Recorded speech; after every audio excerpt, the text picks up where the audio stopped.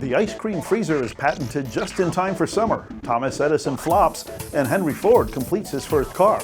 It all happened this week in tech history.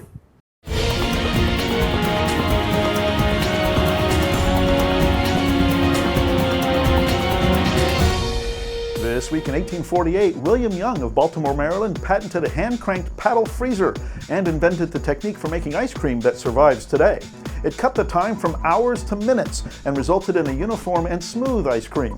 And it brought the frozen confection to many more people. Before his invention, making ice cream was a feat of strength. A smaller bowl of cream, milk, and sugar was placed in a larger bowl of ice. The ice was salted to make it colder, and a servant beat the mixture until his arms gave out. Then another would take over, and another.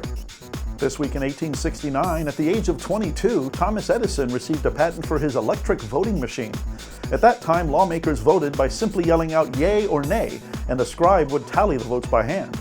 Edison hoped to speed up this process with his machine that recorded the ballots of voters with the help of a simple switch and an electric current. This was one of the first patents for Edison, who ended up with a total of 2,332 during his lifetime. This was also known as one of his biggest flops, with one lawmaker quoted as saying, "If there's one invention on Earth we don't want down here, that is it." In 1896 this week, Henry Ford completed the Ford Quadricycle, his first gasoline-powered automobile, and gave it a successful test run. This was Ford's first car and was a simple frame with a gas-powered engine and 4 bicycle wheels mounted to it. The Quadricycle was steered by a tiller handle, had a 2-speed transmission, put out a whopping 4 horsepower, and had a top speed of 20 miles per hour.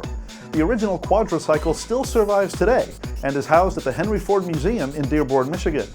In 1929 this week, Warner Brothers debuted the first all-color, all-talking motion picture. The film debuted at the Winter Garden Theater in New York City.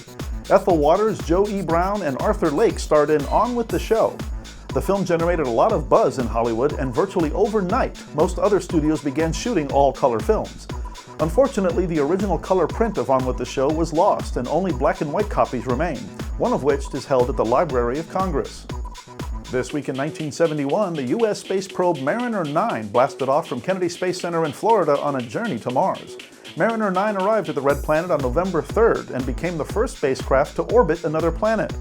Mariner 9 returned photographs of the entire surface of Mars, including some images that revealed what appeared to be riverbeds on the surface, suggesting the presence of water on Mars at some point in the past. And this week in 2008, Google announced the leasing of 42 acres at Moffett Field, a former U.S. Naval Air Station near Mountain View, California. The internet search giant said it planned to build a high-tech campus on the land. The deal called for an annual rent of $3.7 million to NASA. That's our look back at This Week in Tech History, brought to you by IFA in Berlin. IFA, the Global Innovations Show. Meet the official partner of the future in Berlin.